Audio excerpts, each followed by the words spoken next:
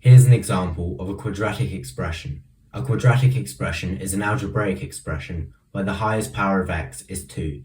Quadratic expressions always include a term with x squared, a term with x, and a constant. In this video, I'll show you how to factorize quadratic expressions step by step, so you can confidently factorize them into double brackets.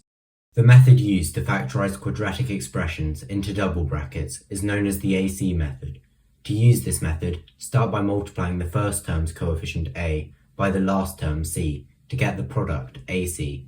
Then find two terms that multiply together to make AC and add to give the middle term's coefficient b.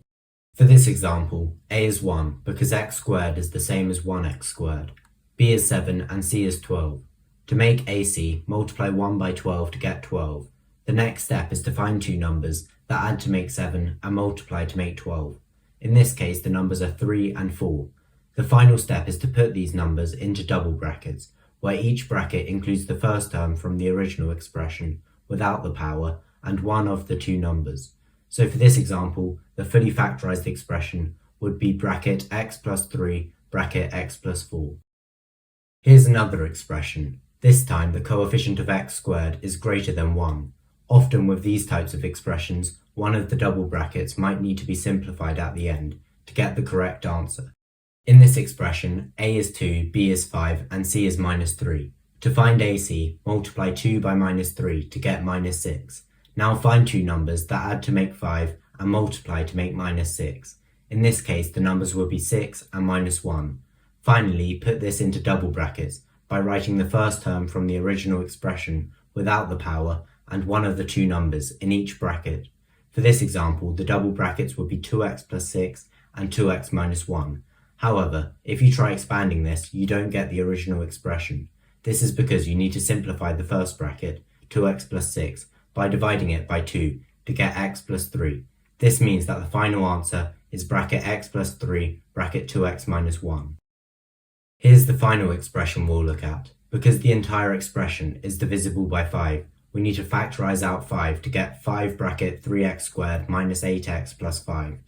This step is very important, otherwise the AC method doesn't work.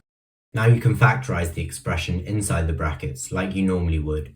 A equals 3, b equals minus 8, and c equals 5, so AC equals 15. This means that we need to find two numbers that add to make minus 8 and multiply to make 15. In this case, the two numbers are minus 5 and minus 3. Next, put these numbers into double brackets, which gives you bracket 3x minus 5 bracket 3x minus 3. Because the second bracket can be simplified by dividing both terms by 3, rewrite the expression as bracket 3x minus 5 bracket x minus 1.